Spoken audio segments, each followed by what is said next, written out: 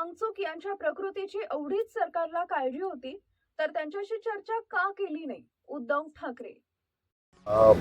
आदित्य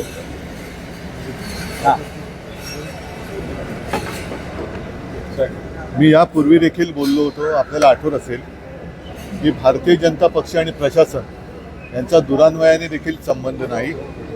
ज्या पद्धतीने निर्दयीपणे आणि क्रूरपणे या युवकांच्या भवितव्याशी खेळलं जातंय हे अत्यंत लज्जास्पद आहे. आणि जर का वांगचुक यांच्या प्रकृतीची एवढीच काळजी सरकारला असेल तर यापूर्वीच त्यांच्याशी नीट बोलण्याची आवश्यकता होती. मला कळत नाही आहे की एक तर नीटची परीक्षा हे सरकार बरोबर घेऊ शकत नाही, म्हणून जे मी बोललो की प्रशासनाचा संबंध नाही आणि भाजपचा आंदोलन नीट हाताळू शकत नाही. एकूणच धर्मेंद्र प्रधान यांच्यामध्ये असं काय आहे आणि अजून किती बळी घेतल्यानंतर धर्मेंद्र प्रधान यांचा राजीनामा घेतला जाणार आहे हे सरकारने एकदा जाहीर करावं. कारण वांगचुक हे तर स्वतःची प्राणाहुती द्यायला तयार झालेले आहेत. आता मी येताना माझ्या कानावर आलं की मुलंसुद्धा आता उपोषणा बसलेली आहेत. यापूर्वीच नीटच्या परीक्षेच्या पेपर लीकमुळे अनेक विद्यार्थ्यांनी आत्महत्या केलेली आहेत. मग एवढ्या आत्महत्या होऊन सुद्धा युवाशक्ती अशी वाया जात असताना धर्मेंद्र प्रधान यांना असं काय सोनं लागलंय की ज्यांच्या चुकांवरती सरकार पांघरुण घालते? असं म्हटलं जात आहे, पोलीस हा दावा करत आहे की हे कोर्टाच्या आदेशानुसार झालेलं आहे. कोर्टाच्या आदेशाने त्यातला दुसरा एक भाग असा आहे की सोमवारपासून संसदेचं अधिवेशन सुरू होत आहे.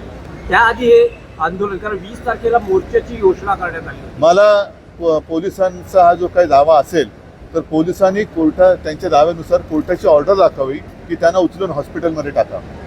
कोर्टाने त्यांच्या प्रकृतीबद्दल चिंता व्यक्त केलेली आहे. यापूर्वी देखील अनेक उपोषणं झालेली आहेत. अगदी आपल्या स्वातंत्र्यापूर्वी सुद्धा महात्मा गांधींनी उपोषण केले, नंतर सुद्धा केले. चर्चा केल्यानंतर उपोषण सोडलं जातं. अण्णा हजारेंच्या बाबतीत सुद्धा काँग्रेसचं सरकार असताना चर्चा करून उपोषण सोडलं गेलं. सरकारने अजूनही वेळ गेलेली नाही. नीट त्यांच्याबरोबर चर्चा करावी आणि उपोषण सोडवावं. प्रकृतीची काळजी घ्या. जो मोर्चा निघणार होता मला वाटतं तो निघाला पाहिजे. आणि नुसतं म्हणून म्हटलं ना की सरकार चालवणं म्हणजे काय चालवणं, की आपलं म्हणणं रेटून नेणं म्हणजे सरकार चालवणं नाही. परत एकदा सांगतो की भारतीय जनता पक्ष आणि प्रशासन यांचा दुरान्वयाने देखील संबंध नाही. एक तर जनतेच्या प्राणाची, युवकांच्या प्राणाची यांना किंमत नाही आहे. आपलं म्हणणं तेच खरं, याला हुकुमशाही म्हणतात.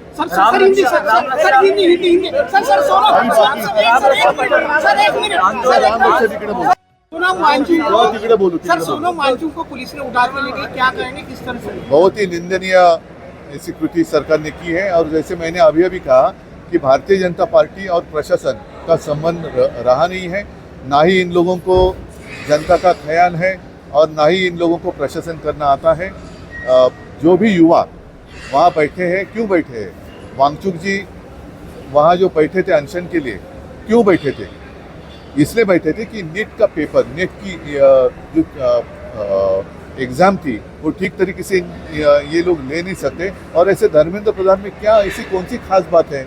इन इतने सारे युवाओं ने अपनी मतलब खुदकुशी की है.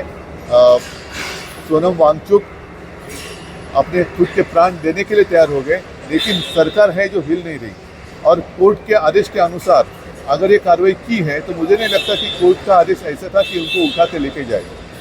आज भी, इसके पहले भी अनशन, बहुत सारे अनशन हुए हैं.